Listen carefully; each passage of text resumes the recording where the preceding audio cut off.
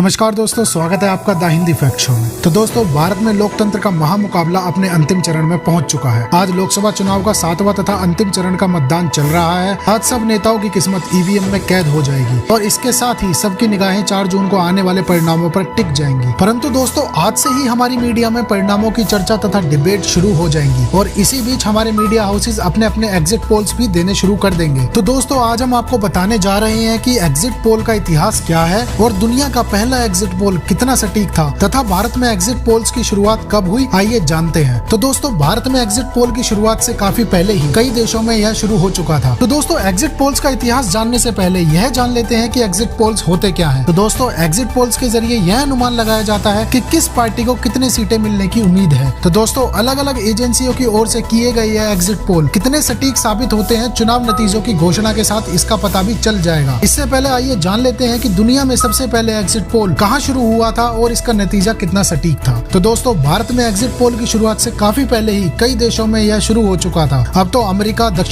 दक्षिण Asia, Europe और दक्षिण पूर्व एशिया समेत दुनिया के कई देशों में मतदान के बाद एग्जिट पोल होते हैं। इसकी शुरुआत का श्रेय वैसे तो संयुक्त राज्य अमेरिका यानी कि यूएसए को जाता है। तो दोस्तों, साल 1936 में सबसे पहले अमेरिका के न्यूयॉर्क शहर में जॉर्ज गैलप और क्लॉड रॉबिन्सन ने चुनावी सर्वे किया था। तब पहली बार मतदान कर निकले मतदाताओं से पूछा गया कि उन्होंने राष्ट्रपति पद के लिए किस उम्मीदवार को वोट दिया है। तो दोस्तों, फिर इस सर्वे से मिले आंकड़े से अनुमान लगाया गया कि फ्रैंकलिन डी रूजवेल्ट को चुनाव में जीत मिलेगी और वैसा ही हुआ। हालांकि इस सर्वे ने अमेरिका के चुनाव परिणामों को बुरी तरह से प्रभावित किया था। इसके बावजूद तब इसे एग्जिट पोल न कहकर सर्वे ही कहा जाता था। तो दोस्तों, अमेरिका के बाद दूसरे कई देशों में भी यह सर्वे लोकप्रिय हो गया। तो दोस्तों, अमेरिका के बाद साल 1937 में ब्रिटेन में पहली बार ऐसा ही सर्वे किया गया था। फिर अगले साल यानी 1938 में फ्रांस में पहली बार मतदाताओं से उनका मिजाज पूछा गया। तब तक एग्जिट पोल टर्म चलन में नहीं आया था। इसकी शुरुआत बहुत बाद में नीदरलैंड में हुई। 15 फरवरी 1967 को नीदरलैंड के समाजशास्त्री और पूर्व राजनेता मार्शल वॉलडेम ने एग्जिट पोल की शुरुआत की थी। तब नीदरलैंड में हुए चुनाव के परिणामों को लेकर इनका आकलन एकदम सटीक निकला था। तो दोस्तों, ये तो थी विश्व की बात। अब बात करते हैं अपने प्यारे भारत देश के बारे में।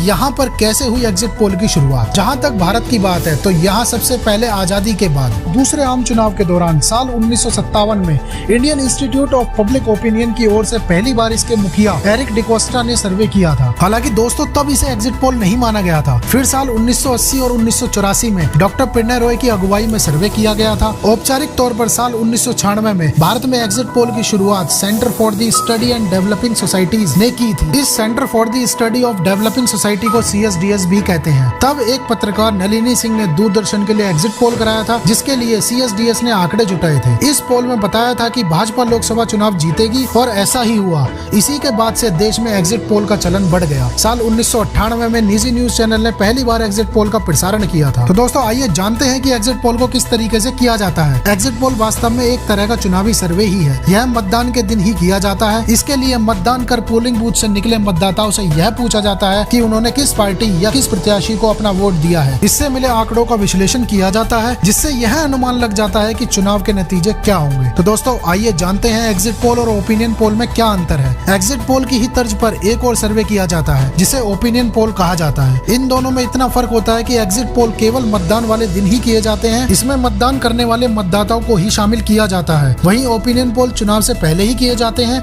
इसमें सभी तरह के लोगों को शामिल किया जा सकता है, भले ही वह मतदाता हो या नहीं। एग्जिट पोल में मतदाताओं से सीधा सवाल पूछा जाता है कि किस पार्टी या प्रत्याशी को वोट दिया गया है।